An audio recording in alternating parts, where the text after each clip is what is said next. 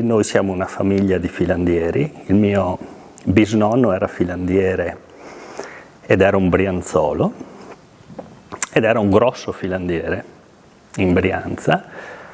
Mio nonno parte da qua e va a lavorare per lui.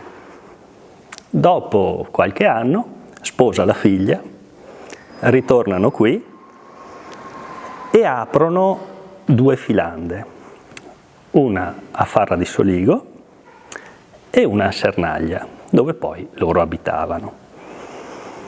Poi acquista questo sito, lo ristruttura, perché in realtà all'inizio era un lanificio, viene trasformato in filanda, poi negli anni cede le 2 filande di Farra e di Sernaglia e si trasferisce qui.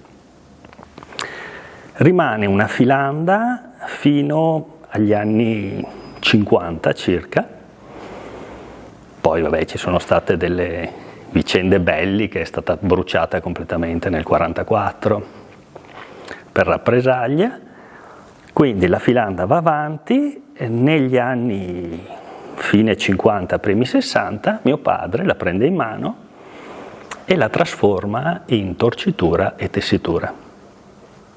E da lì abbiamo iniziato a tessere e portare avanti questa tradizione di famiglia e lavorare per tutti i grossi gruppi della moda.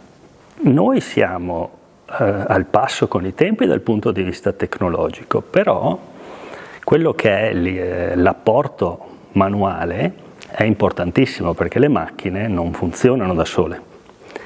Quindi l'esperienza delle persone per noi è fondamentale e sono tutte cose, tutti saperi che si tramandano di generazione in generazione. Qualsiasi lavoro viene fatto qui dentro viene tramandato, quindi dalla fase di orditura, dove una persona per essere autonoma ci impiega forse qualche anno in affiancamento, a poi la fase di tessitura, dove si impara ad infilare i fili nei vari passaggi e sono delle cose abbastanza difficili. È difficile trovare persone che abbiano voglia di imparare questo mestiere? È abbastanza difficile ultimamente.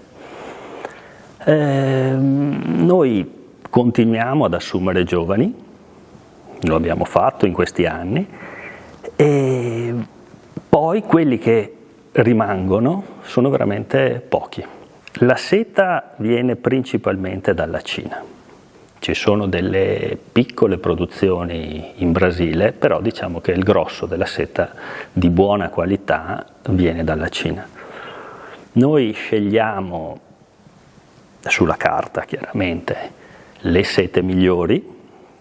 Oggi è sempre più difficile trovare sete buone, di buona qualità, per tutte le problematiche che ha la Cina, perché il baco da seta non va molto d'accordo con l'inquinamento.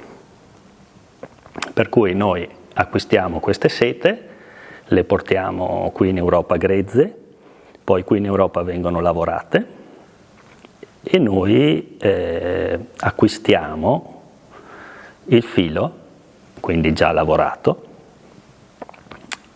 e lo ordiamo e lo tessiamo. Dopodiché, una volta fatto il tessuto, lo portiamo nella nostra tintoria, che si trova a Como, dove lo andiamo a tingere o stampare e poi lo forniamo alle case di moda. Chiedono qualità, fantasia, e rapidità e sostenibilità ultimamente. Noi cerchiamo di avere il minor impatto possibile dal punto di vista energetico, dei consumi.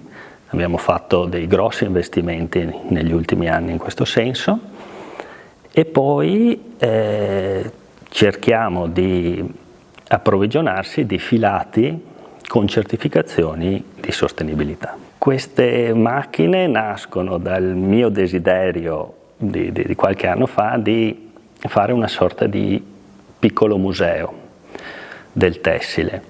Inizialmente l'idea era di avere un museo statico.